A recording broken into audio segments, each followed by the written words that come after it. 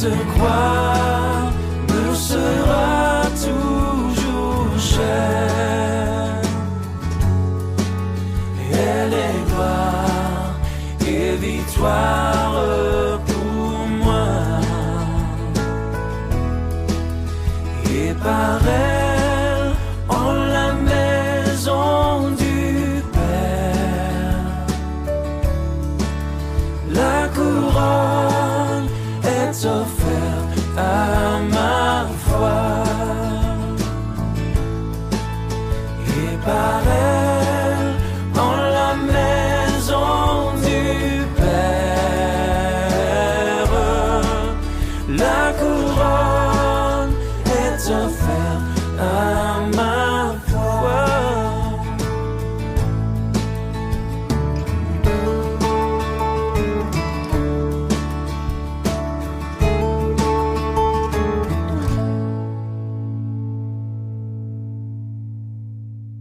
J'ai un grand défi, mes bien-aimés, c'est de vous partager cette parole en 15 minutes.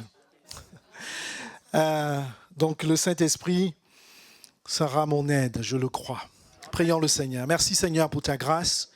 Nous te bénissons Seigneur parce que là où tu es, il y a ta liberté, il y a ta joie, il y a la paix Seigneur. Même dans la peine, nous pouvons nous réjouir Seigneur parce que tu fais toutes choses bonnes et en ton temps. Nous te rendons grâce Seigneur pour tout. Par le nom de Jésus-Christ. Amen. Amen. Donc en 15 minutes, c'est vraiment le reflet de tout ce que nous avons entendu là, c'est Dieu est au contrôle. Mon frère et ma sœur, quand Angelo cherchait des marchés, il s'est rendu compte à un moment donné que Dieu était quand même au contrôle. Même quand les portes étaient fermées, Dieu était au contrôle. Quand Sarada a prié pour sa mère, même sa mère était de l'autre côté, je ne sais pas dans quelle île, Dieu était au contrôle. Lorsque Esther a eu des moments difficiles avec sa famille, parce qu'elle en parle souvent, Dieu était au contrôle. Ça a mis des années, mais Dieu était au contrôle. Quand Cana a passé du temps, elle passe un entretien où celui qui est en face parle plus qu'elle. Elle se dit, qu'est-ce qui va se passer? Dieu était au contrôle. Et j'ai envie de t'encourager. Dieu est au contrôle dans ta vie. Et quand on dit Dieu au contrôle, en fait, on ne peut pas ne pas parler de la souveraineté de Dieu. Le titre, c'est Dieu au contrôle, mais on va parler de ce Dieu qui est souverain. Qu'est-ce que ça signifie, Dieu est souverain? Dieu est souverain, ça signifie qu'il est le seul qui prend les décisions, qu'il est le tout-puissant. Il ne dépend de personne. Alléluia. Dieu est souverain, c'est ce que cela signifie. Et ça signifie que Dieu aussi n'est soumis à personne. C'est pour ça que vraiment je nous encourage à travers tout ce que nous avons entendu. Quand Dieu déclare une chose, la Bible nous dit que la chose existe. Est-ce que vous le croyez? Lorsque vous priez pour une chose, pour un travail, quelque chose qui n'existe pas, qui est-ce qui a la capacité de créer cette chose afin qu'elle existe? Mais c'est notre Dieu, c'est notre Seigneur. Cette maison, ce travail, ce stage que tu cherchais, c'est Dieu qui a la capacité de le faire. Donc Dieu est au contrôle dans toute sa création. Je nous encourage à regarder les événements, les intempéries qui se passent dans le monde. Il y a des tremblements, il y a des tsunamis, etc. Mais Dieu est quand même au contrôle. Vous savez, Dieu est le maître de l'univers, de la création. Et même Jésus, dans Matthieu 24, il nous a enseigné à interpréter les signes de son retour. Parce qu'il a dit que dans les derniers temps, il y aura toutes ces choses-là. Je nous encourage en nous disant, lorsque nous voyons ces événements terrestres autour de nous, n'ayons pas peur, n'ayons pas crainte. Parce que tout arrive selon le plan de Dieu, tout arrive selon la grande volonté de Dieu et la puissance de Dieu. La parole de Dieu nous dit ceci, dans Isaïe 45, verset 7, « Je forme la lumière et je crée les ténèbres, je donne la prospérité, je crée l'adversité. Moi, l'Éternel, je fais toutes ces choses-là. » Mon frère et ma sœur, je t'encourage vraiment à croire que tu as un Dieu qui est souverain, au contrôle. Il est tout puissant et c'est lui qui décide de toutes choses. Il pouvait dire dans Psaume 135, 6 à 7, « Tout ce que l'Éternel veut, il le fait. » Vous voyez, c'est tout ce qu'il veut. Ce n'est pas tout ce que toi tu veux. Ce n'est pas tout ce que ton patron veut. Ce n'est pas tout ce que tes parents veulent. C'est tout ce que Dieu veut. Il est tout puissant, il est souverain. C'est pour ça que nous devons nous soumettre à Dieu. Lorsque les choses arrivent, lorsque Dieu prend une décision dans notre vie, nous devons nous soumettre à Dieu. Donc nous ne devons pas être inquiets des événements terrestres qui nous entourent. Et nous ne devons pas aussi nous opposer aux décisions que Dieu prend, non seulement dans le monde, mais dans notre vie. Donc Dieu au contrôle dans le monde, mais Dieu également au contrôle dans la direction du monde. La Bible nous dit dans Daniel 4, verset 17, « Le Très-Haut domine sur le règne des hommes, il le donne à qui il lui plaît. Il élève le plus humble des hommes. » Et d'ailleurs, par ailleurs, l'apôtre Paul pouvait nous dire que toute autorité nous vient de Dieu. C'est vrai que parfois, on peut être dans un pays où on n'est pas d'accord avec le président. Mais la Bible nous demande de prier pour ces autorités-là, parce que c'est Dieu qui l'a mis en place. Amen. Donc c'est pour nous encourager, même si vous n'êtes pas d'accord avec le président de la République, ces décisions qu'il prenne, etc.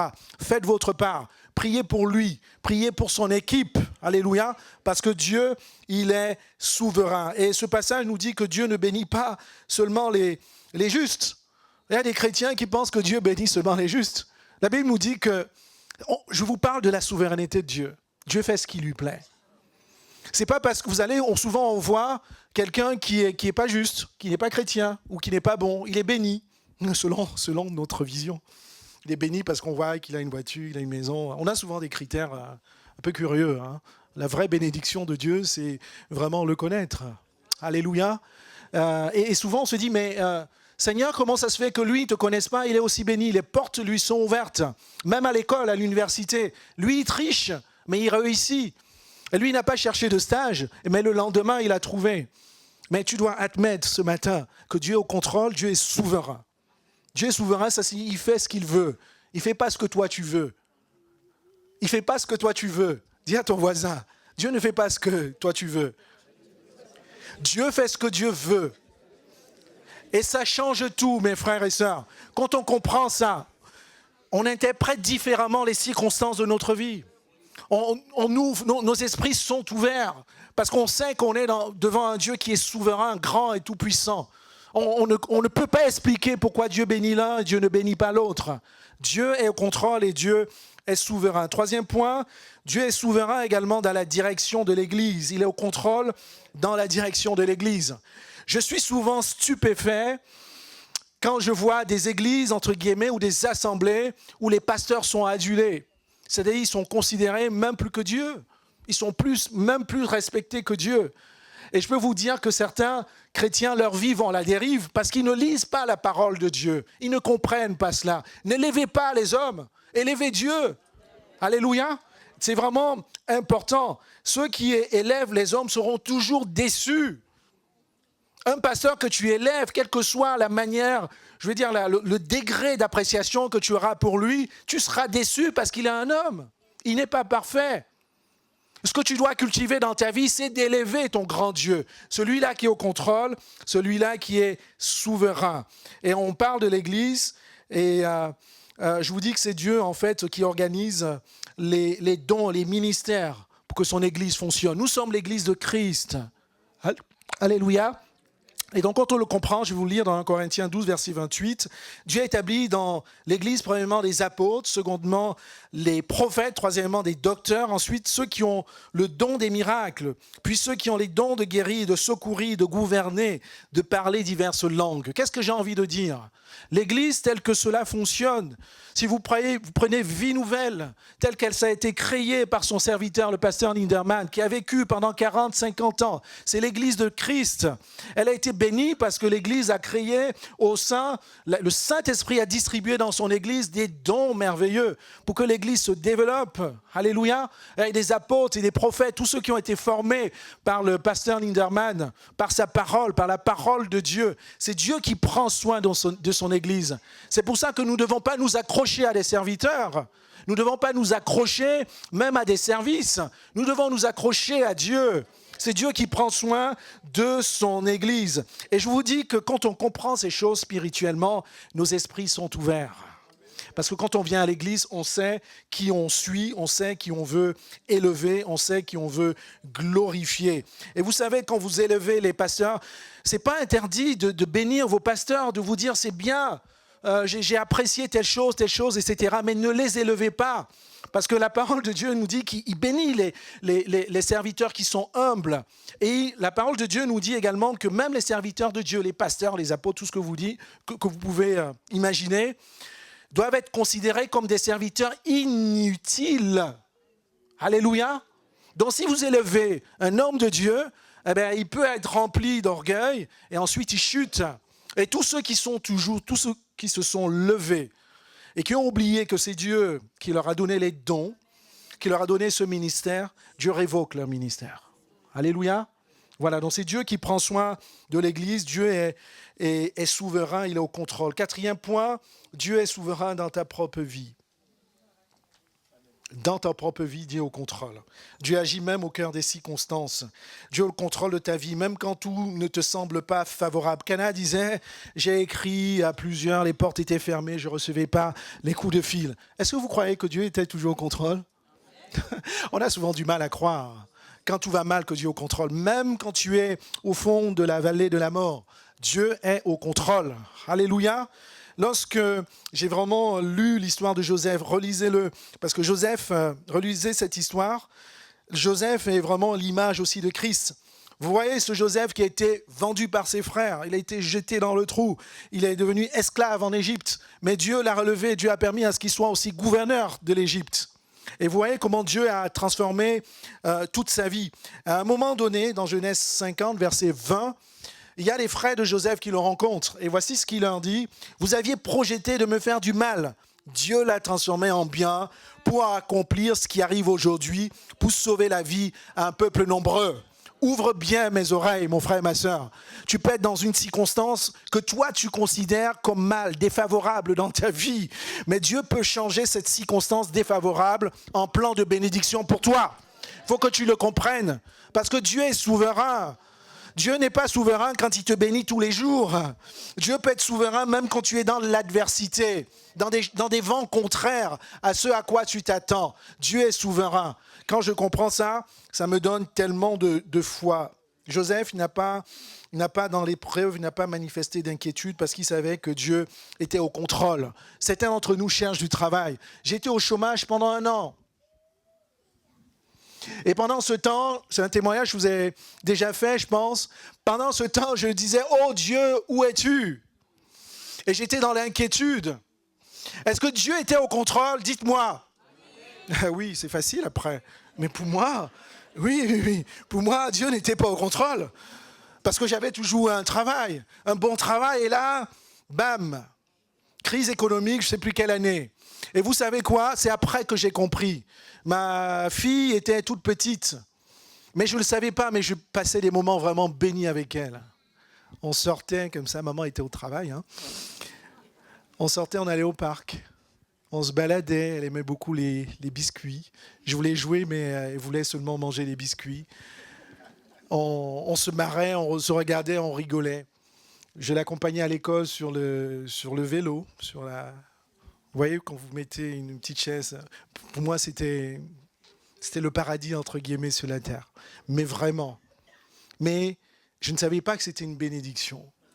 Et c'est après, quand cette année, et c'est vraiment une année passée où après, elle a eu son autonomie, et ainsi de suite, que j'ai compris pourquoi tout cela s'était passé. Dieu voulait que je construise une relation vraiment de proximité, privilégiée avec ma fille, que je bénéficie encore plus de ses bontés. Alléluia.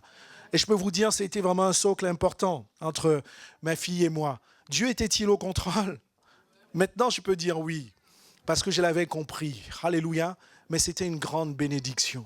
Certains d'entre nous cherchent du travail. Certains d'entre nous attendent un stage, un enfant, je ne sais pas quoi d'autre. Qu'est-ce qui peut être impossible pour Dieu? Mais même dans l'ombre de la vallée de la mort, même dans le creux, là, Dieu est souverain. Il est au contrôle. Alléluia. C'est un encouragement que je nous donne.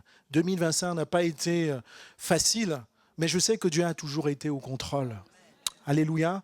Donc c'est vraiment un encouragement. Croyons en cela. Et Dieu prend soin toujours de nous. Et Dieu te connaît. Parfois, en fait, quand on cherche un appartement, on est dans la galère, on cherche même une guérison, on attend une guérison. On dit, Seigneur, mais même dans notre prière, est-ce que je suis le seul? Seigneur, est-ce que tu vois dans quelle situation je me trouve? Seigneur, je serai expulsé de mon appartement. Seigneur, ma blessure ne guérit pas. Ça peut être une blessure physique, ça peut être une blessure spirituelle. Vous pensez que Dieu ne sait pas ce que vous êtes en train de passer? Si. Qu'est-ce que la parole de Dieu nous dit dans Psaume 139? L'Éternel, tu me sondes, tu me connais. Tu sais quand je m'assieds, tu sais quand je me lève, tu sais quand je marche et quand je me couche. Et tu pénètres toutes mes voies. Je t'encourage, mon frère et ma sœur, même pour ceux qui nous regardent à la télé ou sur YouTube. Soyez vraiment dans la paix, parce que Dieu vous connaît plus que vous ne vous connaissiez vous-même. C'est Dieu qui vous a créé. Donc, quand vous étiez dans le sein, c'est vraiment extraordinaire, même quand je pense c'est vraiment une parenthèse, à tout ce processus on part de rien et puis on grandit dans le ventre, là, à l'intérieur, du ventre d'une femme, parce que Dieu a décidé comme ça. Et puis après, on sort, et puis après, on grandit, on a des yeux, on a des mains, on marche. Ça, moi, vraiment, j'ai pas encore compris. C'est vraiment une raison de glorifier Dieu, parce que c'est extraordinaire. Même les scientifiques ne peuvent pas expliquer tout ce processus. Ils peuvent intervenir pour que tout ça se passe bien, mais ils ne peuvent pas expliquer comment ça se fait que, voilà, après, on est un homme, on parle, et puis on respire. Je trouve ça extraordinaire. Et je t'encourage, parce que Dieu te connaît mieux que toi-même. Oui, dans ta galère, quand tu dis, Seigneur, est-ce que tu sais ce que je traverse? Oui, il sait. Donc je t'encourage à croire à ce Dieu qui est souverain. 5e et dernier point, Dieu est souverain dans son plan de salut pour les hommes. On ne peut pas parler de la souveraineté de Dieu aussi dans le salut pour les hommes, parce que, en fait, finalement, la volonté de Dieu, c'est que tous les hommes parviennent à sa connaissance. Et je m'adresse ici à ceux qui n'ont pas encore donné leur vie au Seigneur. C'est la fin de l'année. On ne sait pas ce qui va se passer. Et je ne vous encourage pas à donner votre vie au Seigneur par la crainte. Mais venez vers ce Seigneur-là, qui est la Bible nous dit, il est Dieu d'amour. Il ne te juge pas. Et il use de patience et de bonté. Peut-être que ce n'est pas la première fois que tu as entendu parler de ce Dieu. Peut-être que tu as entendu parler une fois. Et tu as dit, ça, c'est pour des personnes ignorantes. C'est pour des personnes pauvres, c'est pour des personnes qui ont des difficultés. Mais j'ai envie de te dire que ce matin, la parole d'amour de Dieu que tu écoutes, c'est pour toi. Il te dit, voici maintenant, je frappe à ta porte. N'endurcis pas ton cœur. Je suis souverain, je suis au contrôle. Voici la fin de cette année 2025. Saisis la main de ton Sauveur. Saisis la main de ton Seigneur. Parce que le salut ne s'achète pas. Tu ne vas pas trouver le salut à l'école. Tu ne vas pas trouver le salut à l'université. Tu ne vas pas trouver le salut au travail. Tu ne vas pas trouver le salut avec tes bonnes œuvres. Mais le salut est une grâce. Parce que c'est Dieu, il est souverain, il est au contrôle du processus de salut. Et ce processus de salut, c'est la grâce, c'est un don. C'est un cadeau de Dieu. Romains 3, verset 23, 24, « Car tous ont péché et sont privés de la gloire de Dieu. Ils sont gratuitement justifiés par sa grâce, par le moyen de la rédemption qui est en Jésus-Christ. » Et j'ai envie de simplement te dire que sans Christ, ta vie est perdue. Sans Christ, totalement, ta vie est perdue. Et puis, il n'y a aucun autre moyen pour être rattrapé, pour que ta vie soit rattrapée. Et le seul moyen que Dieu a mis en place, c'est Jésus-Christ. Alléluia. Prêchez cette chose. Vous aurez une seconde tablée. Mes frères et sœurs, vous vous souvenez, avant Noël, je vous ai dit qu'on va être autour de la table, on va parler de Jésus. Qui c'est qui a eu l'occasion de parler de Jésus? Sans la honte. Oui. Parce que c'est Dieu aussi au contrôle. C'est pas grave si vous n'avez pas eu l'occasion de parler de Jésus. Mais qui c'est qui a eu l'occasion de parler de Jésus autour de la table? Amen. Et Dieu bénira. Et je nous donne aussi toutes ces choses-là parce que probablement, vous aurez un réveillon, encore une table. N'est-ce pas, Baptiste? Et nous allons devoir parler de Jésus de cette manière-là. Simplement, qu'est-ce que tu vas dire à ton frère, ta sœur, ton ami? Sans Christ, tu es perdu. Mais Dieu t'aime. C'est un Dieu d'amour. Il te tend la main. Alléluia. Dieu au contrôle, Dieu est souverain. Amen. Est-ce qu'on peut se tenir debout et nous allons remercier Dieu pour sa souveraineté, pour le fait qu'il est au contrôle dans ta vie. Peut-être que tu n'as pas témoigné ce matin, peut-être que tu n'as pas eu l'occasion de dire comment Dieu est bon, mais pendant ce temps de prière, dis à Dieu que tu lui fais confiance, que tu t'abandonnes complètement à lui. Ferme tes yeux et élevons nos voix. Dis, Seigneur, je te fais confiance, tu es au contrôle. Élevons nos voix. Alléluia. Seigneur, merci pour ta grâce. Merci, Seigneur, pour ta sainte présence. Tu es souverain, tu es au contrôle, Seigneur. Tu décides, Seigneur, tu dis une chose et la chose existe. Je te bénis encore, Seigneur, mon Père, mon Roi, pour ta présence et ta fidélité sur l'année, Seigneur, qui s'est écoulée, Seigneur. Alléluia. Merci, Seigneur, pour ta grâce. Merci, Seigneur, parce que tu ne changes point, tu es fidèle. Seigneur, lorsqu'on tourne les regards vers toi, lorsque le juste tourne les regards vers toi, Seigneur, il est béni, il est restauré, il est sauvé de la griffe du diable. Seigneur, nous te bénissons, Seigneur, parce que tu es souverain et tu es au contrôle éternel, mon Père, mon Roi. Nous te rendons grâce, alléluia, et nous nous prosternons, Seigneur, devant toi, parce que tu es le grand Dieu, tu es le grand Roi, Seigneur. Ton royaume, Seigneur, n'a pas de fin, Seigneur. Alléluia. Ton royaume n'a pas de limite, Seigneur. Tu es souverain, Seigneur, dans notre vie. Tu es au contrôle, Seigneur, dans notre vie. Souverain dans notre maladie. Souverain dans nos opportunités. Souverain dans notre travail. Souverain dans nos luttes. Souverain dans nos frustrations. Tu es au contrôle de toutes choses. Même en période de deuil, Seigneur, tu es au contrôle et tu es souverain. Comment ne pas nous prosterner, Seigneur, devant toi? Seigneur, merci pour ta grâce. Alléluia. Alléluia. Merci pour ta grâce. Et Dieu te dit ce matin, s'il veut être souverain, s'il veut être au contrôle de ta vie, tu dois tout lâcher. Tu dois tout lâcher. Tu dois tout lâcher. Tu dois lâcher tes pensées, tu dois lâcher tes inquiétudes, tu dois lâcher tes fardeaux, tu dois lâcher tes réflexions. Alléluia. Dis au Seigneur, étends ta main vers le haut. Dis Seigneur, je lâche tout entre tes mains. Parce que j'ai compris que tu es souverain. C'est là où commence la confiance que tu as envers Dieu. De comprendre qu'il est au contrôle, même quand tout va mal. Alléluia. Lève ta main en signe de foi. Lève tes deux mains en signe de foi. Et dis Seigneur, je lâche tout. Car je sais que tu es contrôle. Je sais que tu es souverain. Je sais que tu es souverain. Alléluia. Merci Seigneur. Merci Seigneur pour ta grâce. Alléluia. Paul et Silas, ils ont tout lâché dans les 4 murs. Ils ont chanté la louange à leur Dieu. Et les murs de la prison, alléluia, se sont ébranlés. Lâche tout, Dieu te dit. Lâche tout entre ses mains. Parce que Dieu est souverain. Il fait tout ce qui lui plaît. Il ne fait pas ce qui te plaît. Il fait ce qui plaît à Dieu. Ce qui est bon à Dieu. Alléluia. Pour ta vie. Seigneur, nous te bénissons. Nous nous prosternons devant toi. Parce que sans toi, nous ne pouvons rien faire. Nous te rendons grâce. Seigneur, pour ta souveraineté. Tu as le nom le plus élevé, le plus grand. Alléluia. Seigneur, qui chasse les esprits impurs. C'est pour ça que tu es souverain. Qui chasse la maladie. C'est pour ça que tu es souverain. Alléluia. Ta main également qui bénit, qui crée ce qui n'existe pas. Alléluia. Ce que tu attends dans ton cœur, mon frère et ma sœur, si tu reconnais que ton Dieu est souverain, je ne sais pas ce que tu mets devant cela. Est-ce un mari? Est-ce une femme? Est-ce un enfant? Dieu est souverain. Il ne change pas. Il est le même hier, aujourd'hui et éternellement. Mais lâche tout entre ses mains et dis Seigneur, je sais que tu es au contrôle. Vous avez entendu ces témoignages, ces stages, ces guérisons. C'est le même Dieu. C'est le même Dieu. Alléluia. Et Dieu te dit lâche. Et parfois nous ne voulons pas lâcher. Parfois, tu ne veux pas lâcher parce que tu veux toujours être au contrôle. Tu veux être au contrôle parce que tu penses que ta main est forte. Tu penses que ton compte bancaire est suffisant. Mais Dieu dit, tout cela, il peut te l'arracher. Tu dois tout lâcher entre ses mains parce qu'il est souverain. C'est lui qui crée les choses qui n'existent pas. Alléluia.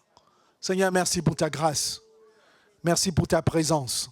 Seigneur, tu crées une foi encore doublement importante, plus que ce qu'elle était dans nos cœurs. Seigneur, pour 2026. Seigneur, une foi. Seigneur, c'est une assurance des choses auxquelles on espère. Tu espères en quoi, mon frère et ma soeur? Est-ce cette assurance? Ce n'est pas moi qui le dis, c'est la parole de Dieu. Mais tu dois le lâcher. Arrête tes calculs. Arrête tes calculs. Alléluia. Et viens au Seigneur comme un enfant. La parole de Dieu nous dit que le royaume de Dieu leur appartient. Alléluia. Tu es un enfant devant le Seigneur. Quel que soit ce que tu as, quel que soit l'âge que tu es un enfant devant le Seigneur. Parce que tu dépends de ton Père. Alléluia. Merci Seigneur pour ta grâce. Merci Seigneur pour ta grâce, pour ton Église. Par le nom de Jésus. Amen. Est-ce qu'on peut acclamer notre Dieu? Gloire à Dieu.